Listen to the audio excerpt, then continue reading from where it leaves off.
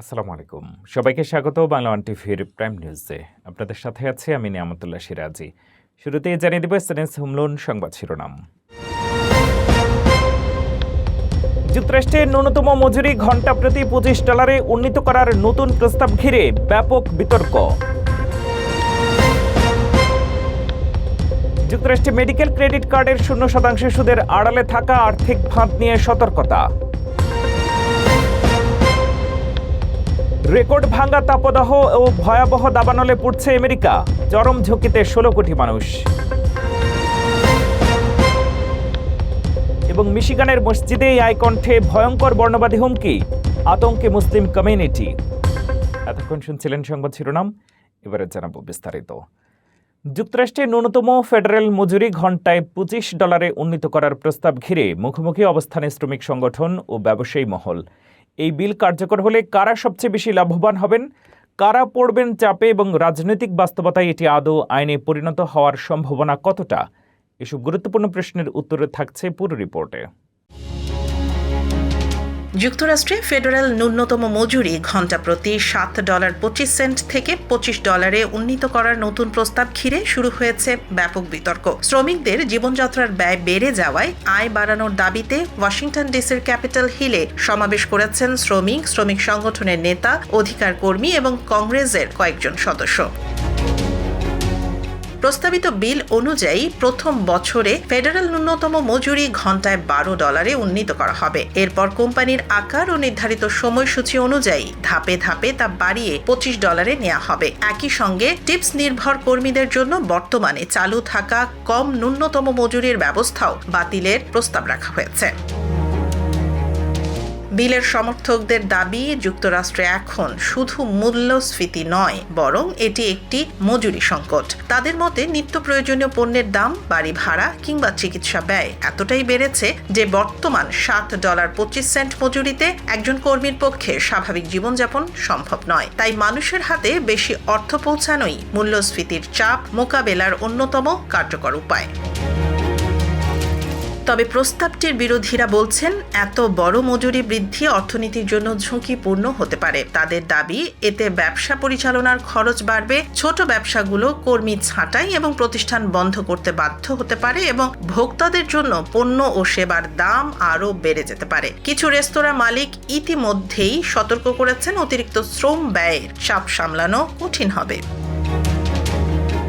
উল্লেখ্য, যুক্তরাষ্ট্রের সর্বশেষ ফেডারেল ন্যূনতম মজুরি বাড়ানো হয়েছিল 2009 সালে। এরপর $15 উন্নীত করার একাধিক উদ্যোগ কংগ্রেসে ব্যর্থ হয়েছে।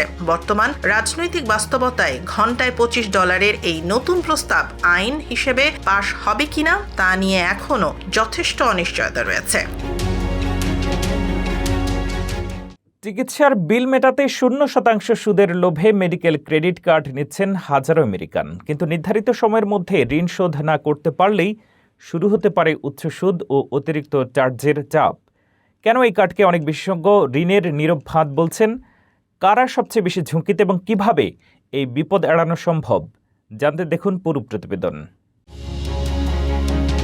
চিকিৎসার বিল পরিশোধে যুক্তরাষ্ট্রে দ্রুত জনপ্রিয় হয়ে উঠছে মেডিকেল ক্রেডিট কার্ড। তবে বিশেষজ্ঞরা সতর্ক করছেন, আকর্ষণীয় 0% সুদ এর প্রতিশ্রুতির আড়ালে লুকিয়ে থাকতে পারে বড় আর্থিক ফাঁদ। শিকাগোর বাসিন্দা কনর কিনান দাঁতের জরুরি চিকিৎসার জন্য কয়েক $1000 বিল পরিশোধ করতে না পেরে একটি মেডিকেল ক্রেডিট কার্ড নেন। চিকিৎসা কেন্দ্রের পরামর্শে তিনি সঙ্গে সঙ্গেই কার্ডের অনুমোদন পান। পরে জানতে পারেন, নির্ধারিত সময়ের মধ্যে পুরো ঋণ শোধ করতে না পারলে শুধু বাকি টাকার ওপর নয়, বরং শুরু থেকে পুরো বিলের ওপরেই উচ্চ হারের সুদ দিতে হবে। তাই বাড়তি সুদ এড়াতে তিনি 1 বছরের মধ্যে পুরো ঋণ পরিশোধ করেন। বিশেষজ্ঞদের মতে এসব কার্ডে সাধারণত 6 মাস থেকে 2 বছর পর্যন্ত 0% সুদ এর প্রচার করা হয়। কিন্তু নির্ধারিত সময়ের মধ্যে সম্পূর্ণ অর্থ পরিশোধ না হলে 30 থেকে 39% পর্যন্ত স্থগিত সুদ এবং বিলম্ব ফি একসঙ্গে যোগ হতে পারে। 2025 সালের এক গবেষণায় দেখা গেছে, যুক্তরাষ্ট্রের প্রায় 2/3 ডেন্টাল ক্লিনিকে এসব মেডিকেল ক্রেডিট কার্ডের সুবিধা দেয়া হয়। এছাড়া পডিয়াট্রি, চর্মরোগ, কাইরোপ্র্যাকটিক এবং বিভিন্ন বিশেষায়িত চিকিৎসা কেন্দ্রেও এ ধরনের অর্থায়নের প্রচলন বাড়ছে। ভোক্তা অধিকার সংগঠনগুলোর অভিযোগ, অনেক রোগী চিকিৎসার চাপের মধ্যে শর্তগুলো ভালোভাবে না বুঝেই এসব কার্ড গ্রহণ করেন। ফলে চিকিৎসার মূল খরচের চেয়েও বড় ঋণের বোঝা তৈরি হতে পারে। তবে সমর্থকদের দাবি, যাদের স্বাস্থ্য বীমা নেই বা পর্যাপ্ত সঞ্চয় নেই তাদের জন্য জরুরি চিকিৎসার অর্থ জোগাড়ে মেডিকেল ক্রেডিট কার্ড অনেক সময় গুরুত্বপূর্ণ বিকল্প হিসেবে কাজ করে। তাই সুবিধা নেয়ার আগে সব শর্ত ভালোভাবে পড়ে বুঝে সিদ্ধান্ত নেয়ার পরামর্শ দিয়েছেন বিশেষজ্ঞরা। যুক্তরাষ্ট্রের শিক্ষা বিভাগ নতুন ফেডারেল স্টুডেন্ট লোন নীতি চূড়ান্ত করতে যাচ্ছে, যেখানে বিশ্ববিদ্যালয়গুলোর গ্র্যাজুয়েটদের আয়ের উপরে ভিত্তি করে লোনের যোগ্যতা নির্ধারণ করা হবে। নিয়ম অনুযায়ী নির্দিষ্ট আয়ের মানদণ্ড পূরণ না করলে প্রতিষ্ঠানগুলো ফেডারেল সহায়তা হারাতে পারে। 2027 সাল থেকে এটি কার্যকর হওয়ার কথা রয়েছে। আমেরিকার উচ্চশিক্ষা ব্যবস্থায় বড় ধাক্কা দিল ট্রাম্প প্রশাসন। বিশ্ববিদ্যালয়ের ডিগ্রি নিয়ে পাশ করার পর শিক্ষার্থীরা পর্যাপ্ত টাকা আয় করতে না পারলে সেসব কলেজ ও বিশ্ববিদ্যালয়ের সরকারি ঋণ সুবিধা বন্ধ করার নতুন নিয়ম চূড়ান্ত করেছে মার্কিন শিক্ষা বিভাগ। সোমবার মার্কিন শিক্ষা বিভাগ student tuition and transparency system বা স্টেটস নামক একটি নতুন জবাবদিহিমূলক নীতিমালার ঘোষণা দিয়েছে। এই নিয়ম অনুযায়ী স্নাতক বা আন্ডার গ্রাজুয়েট প্রোগ্রামগুলোকে প্রমাণ করতে হবে যে তাদের গ্রাজুয়েটরা একজন সাধারণ হাই স্কুল পাশ করা ব্যক্তির চেয়ে বেশি আয় করছেন। একইভাবে মাস্টার্স বা উচ্চতর প্রোগ্রামগুলোর ক্ষেত্রে গ্রাজুয়েটদের আয় একজন সাধারণ ব্যাচেলর ডিগ্রিধারীর চেয়ে বেশি হতে হবে। যদি কোনো শিক্ষা প্রতিষ্ঠান টানা 3 বছরের মধ্যে অন্তত 2 বছর এই আয়ের ন্যূনতম লক্ষ্যমাত্রা অর্জনে ব্যর্থ হয়, তবে তারা সরকারি ডাইরেক্ট লোন বা ফেডারেল ঋণ কর্মসূচিতে অংশগ্রহণের যোগ্যতা হারাবে। এমনকি টানা 3 বছর ব্যর্থ হলে প্রতিষ্ঠানগুলোর জন্য পেল গ্র্যান্ট সহ অন্যান্য সরকারি আর্থিক সুবিধাও বন্ধ হয়ে যেতে পারে। 1 জুলাই এই চূড়ান্ত নিয়মটি প্রকাশিত হবে এবং 2027 সাল থেকে শিক্ষা প্রতিষ্ঠানগুলোকে এই আয়ের হিসাবের জন্য দায়ী থাকতে হবে। ফিলিস্তিনপন্থী বিক্ষোভের কারণে বিশ্ববিদ্যালয়গুলোর তহবিল ফ্রিজ করার চেষ্টার পর ট্রাম্প প্রশাসনের পক্ষ থেকে এটিকে উচ্চশিক্ষা খাতের উপর সর্বশেষ বড় চাপ হিসেবে দেখা হচ্ছে। এই নতুন নিয়ম একদিকে শিক্ষার্থীদের ঋণের বোঝা থেকে বাঁচাবে বলে দাবি করা হলেও অন্যদিকে এটি একাডেমিক স্বাধীনতা ও উচ্চশিক্ষার বাণিজ্যিকীকরণের উপরে বড় আঘাত কিনা তা নিয়ে বিতর্ক শুরু হয়েছে। ট্রাম্প প্রশাসনের সময় যুক্তরাষ্ট্রের আন্তর্জাতিক উন্নয়ন সংস্থা USAID-এর কার্যক্রম ব্যাপকভাবে কমিয়ে দেওয়ার 1 বছর পরও বিদেশি সহায়তার পক্ষে অবস্থান নিয়েছেন অধিকাংশ মার্কিন নাগরিক। নতুন এক জনমত জরিপে দেখা গেছে, দুর্যোগ মোকাবেলা, সংক্রামক রোগ প্রতিরোধ এবং বৈশ্বিক নিরাপত্তার জন্য বিদেশি সহায়তা অব্যাহত রাখার পক্ষে জনসমর্থন উল্লেখযোগ্যভাবে বেড়েছে। রকফেলার ফাউন্ডেশনের কমিশনে 2022 জন ভোটারের উপরে পরিচালিত জরিপে প্রথমে 54% অংশগ্রহণকারী বিদেশি সহায়তার পক্ষে মত দেন। তবে যুক্তরাষ্ট্রের মোট বাজেটের মাত্র 1% এই খাতে ব্যয় হয় এবং এর বাস্তব উপকারিতা তুলে ধরার পর সমর্থনের হার বেড়ে দাঁড়ায় 70%। রিপাবলিকানদের মধ্যে 58% এবং ট্রাম্পপন্থী মাগা সমর্থকদের অর্ধেকও তখন বিদেশি সহায়তার পক্ষে মত দেন। 2025 সালে ট্রাম্প প্রশাসন হাজারো USAID-এর কর্মী ছাঁটাই এবং বহু আন্তর্জাতিক সহায়তা কর্মসূচি বন্ধ করে দেয়। ফলে যুক্তরাষ্ট্রের বৈদেশিক সহায়তার ব্যয় $72 বিলিয়ন থেকে কমে $47 বিলিয়ন নেমে আসে। জরিপে আরও দেখা যায় 78% মার্কিন নাগরিক বিদেশি সহায়তা বজায় রাখা বা বাড়ানোর পক্ষে, আর 80%-এর মত এসব কর্মসূচি বাতিল না করে আর স্বচ্ছতা ও জবাবদিহিতার মাধ্যমে পরিচালনা করা উচিত। মার্কিন গাড়ি চালকদের জন্য ঐতিহাসিক ফ্রিডম টু ফিক্স বা নিজের গাড়ি নিজে মেরামতের একচ্ছত্র স্বাধীনতা ঘোষণা করলেন ডোনাল্ড ট্রাম্প। ক্যালিফোর্নিয়ার একক নিয়ন্ত্রণ বাতিল করে হোয়াইট হাউস থেকে জারি হলো বিশেষ মেমোরেন্ডাম। গাড়ির বাজারে ট্রাম্পের এই বিশাল চালের বিস্তারিত জানুন প্রতিবেদনে। ক্যালিফোর্নিয়ার একক আধিপত্য গুঁড়িয়ে দিয়ে মার্কিন গাড়ি চালকদের জন্য ঐতিহাসিক ফ্রিডম টু ফিক্স বা গাড়ি মেরামতের একচ্ছত্র স্বাধীনতা ঘোষণা করলেন president Donald Trump. White house থেকে সরাসরি জারি করা এই বিশেষ মেমোরেন্ডামটি কাঁপিয়ে দিয়েছে আমেরিকার অটোমোবাইল সেক্টর। পরিবেশ সুরক্ষা সংস্থা বা ইপিএর উদ্দেশ্যে দেওয়া এই মেমোরেন্ডামে ডোনাল্ড ট্রাম্প সরাসরি নির্দেশ দিয়েছেন যাতে আগামী ৩০ দিনের মধ্যে সাধারণ নাগরিকদের জন্য নিজেদের গাড়ি মেরামতের স্পষ্ট গাইডলাইন তৈরি করা হয়। ট্রাম্প বলেন, বাইডেন প্রশাসনের অতিরিক্ত পরিবেশগত নিয়মের কারণে গাড়ির দাম ও মেরামতের খরচ আকাশচুম্বী হয়েছিল। ক্লিন এয়ার অ্যাক্টের জটিল মার প্যাঁচে গাড়ি চালকরা নিজেদের গাড়ি মেরামত করতে গিয়ে আইনি হয়রানির শিকার হচ্ছিলেন। এতদিন গাড়ির পার্টস বা যন্ত্রাংশ অনুমোদনের একমাত্র ক্ষমতা ছিল ক্যালিফোর্নিয়ার সংস্থা কার্বের হাতে।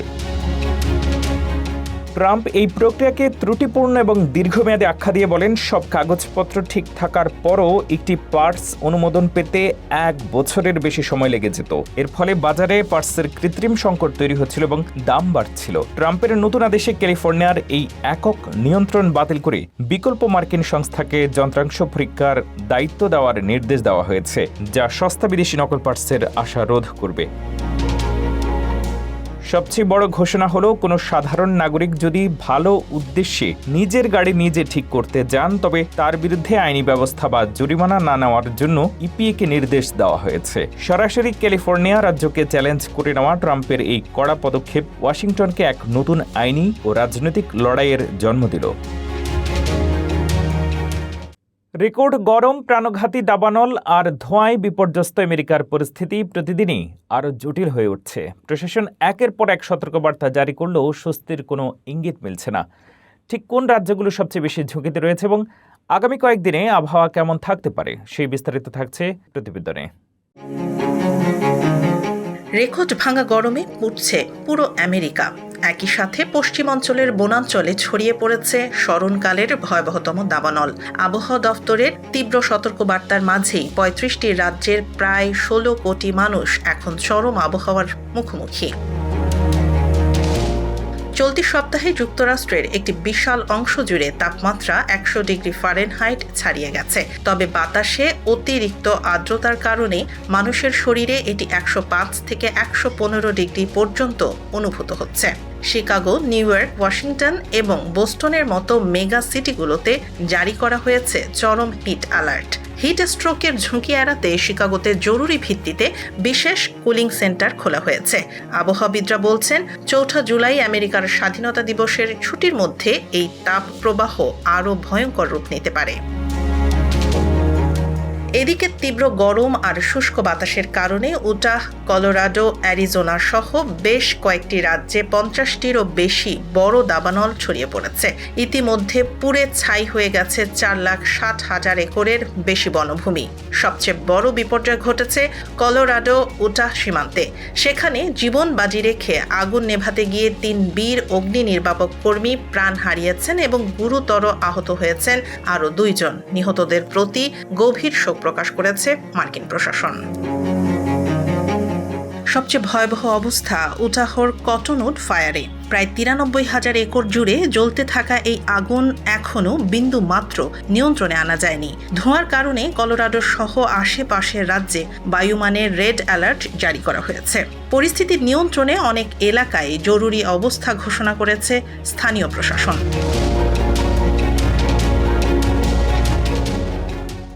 মাত্র ১৪ বছর বয়সী কিশোরের হাতেও বন্দুক আর টেক্সট মেসেজেই ঠিক হচ্ছিল পরবর্তী হামলার পরিকল্পনা। নিউ ইয়র্কের সাউথ ব্রোঙ্কসে একের পর এক গোলাগুলির ঘটনায় উঠে এসেছে ভয়ঙ্কর এক গ্যাং নেটওয়ার্কের চিত্র। কারা চালাচ্ছিল এই সহিংসতার নেটওয়ার্ক এবং পুলিশের অভিযানে কি কি তথ্য সামনে এসেছে, বিস্তারিত জানুন রিপোর্টে।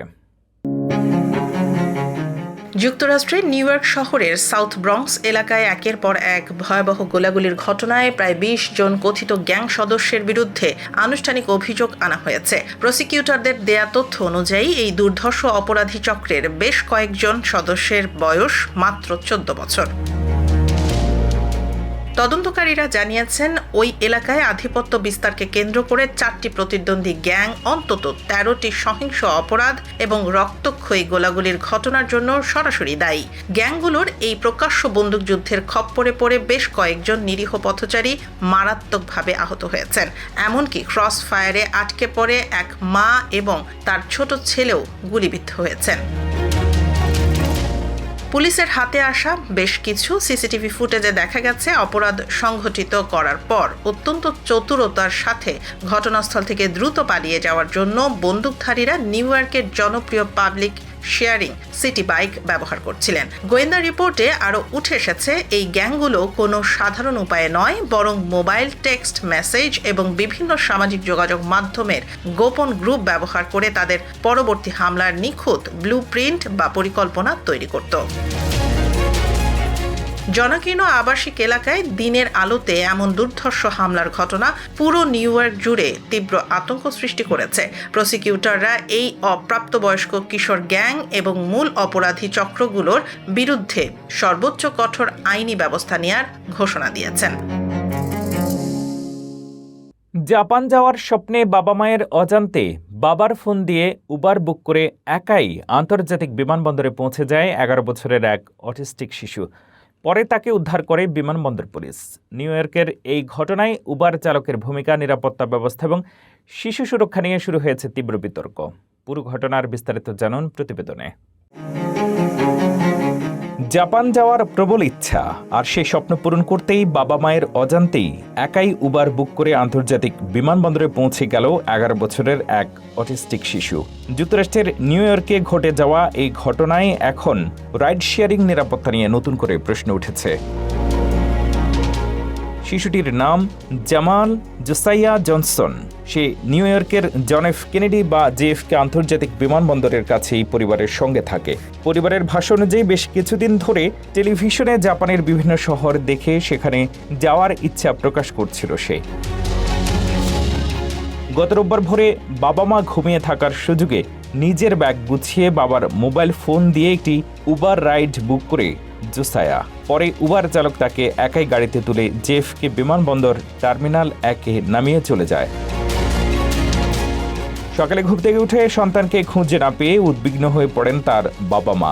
ডোরবেল ক্যামেরায় ফুটেজ দেখে তারা জানতে পারেন ছেলে একাই একটি গাড়িতে উঠেছে। পরে বাবার ফোনে কল করলে বিমানবন্দর পুলিশ সেটি রিসিভ করে জানায় শিশুটিকে টিএসএর নিরাপত্তা তল্লাশি লাইনের কাছে একা অবস্থায় পাওয়া গেছে। উবারের নীতিমালা অনুযায়ী 18 বছরের কম বয়সী কোনো যাত্রী প্রাপ্তবয়স্ক অভিভাবক ছাড়া একা ভ্রমণ করতে পারে না। তাই চালক কিভাবে শিশুটিকে রাইডে নিয়েছিলেন তা নিয়ে ক্ষোভ প্রকাশ করেছেন তার বাবা মা। এদিকে উবার কর্তৃপক্ষ ঘটনাটিকে উদ্বেগজনক বলে উল্লেখ করে তদন্তের আশ্বাস দিয়েছে। পুলিশের দ্রুত তৎপরতায় বড় ধরনের কোনো দুর্ঘটনা না ঘটলেও এই ঘটনা রাইড শেয়ারিং সেবায় শিশুদের নিরাপত্তা এবং চালকদের দায়িত্বশীলতা নিয়ে নতুন করে বিতর্কের জন্ম দিয়েছে।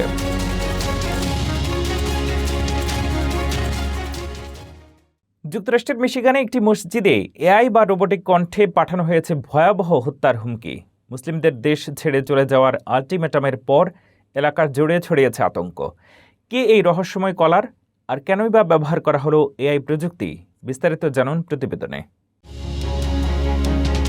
খুব বেশি দেরি হওয়ার আগেই আমার দেশ থেকে বের হয়ে যাও, নয়তো তোমাদের হত্যা করা হবে, এমনই এক শিউরে ওঠার মতো বর্ণবাদী হুমকি দেওয়া হয়েছে মিশিগানের ম্যাডিসন হাইটসের একটি মসজিদে। একটি রোবোটিক বা এআই কণ্ঠে রেকর্ড করা এই হুমকিতে এখন কাঁপছে পুরো এলাকার Muslim community. American Islamic community সেন্টারকে লক্ষ্য করে অন্তত 2টি হুমকিমূলক ভয়েসমেল পাঠানো হয়। অজ্ঞাত পরিচয় কলার অত্যন্ত আপত্তিকর ভাষায় মুসলিমদের দেশ ছেড়ে চলে যাওয়ার হুমকি দেয় এবং বলে এটি শেষ সতর্কবার্তা। ডিয়ারবর্ন ভিত্তিক সংবাদ মাধ্যম দি আরব আমেরিকান নিউজ প্রথম এই অডিওটি সামাজিক যোগাযোগ মাধ্যমে প্রকাশ করে, যা পরবর্তীতে ফক্স 2 নিউজ নিশ্চিত করেছে।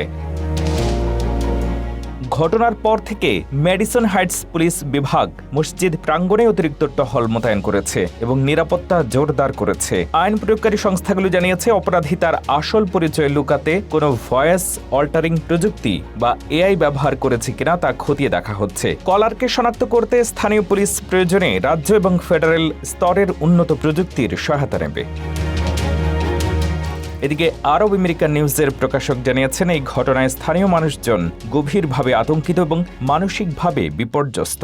নিরাপত্তার অভাব এবং ক্ষোভের কারণে অনেকেই গণমাধ্যমের সামনে কথা বলতে ভয় পাচ্ছেন। কর্তৃপক্ষ আশ্বস্ত করেছে যে ধর্মীয় স্বাধীনতা ও নিরাপত্তার উপরে আঘাত হানে এমন যে কোনো হুমকিকে অত্যন্ত গুরুত্বের সাথে তদন্ত করা হচ্ছে। অপরাধীকে দ্রুত আইনের আওতায় আনতে সব ধরনের চেষ্টা চালাচ্ছে প্রশাসন। এ ছিল বাংলা টিভির প্রাইম নিউজে। পরবর্তী প্রাইম নিউজ দেখার আমন্ত্রণ জানিয়ে শেষ করছি এখানেই।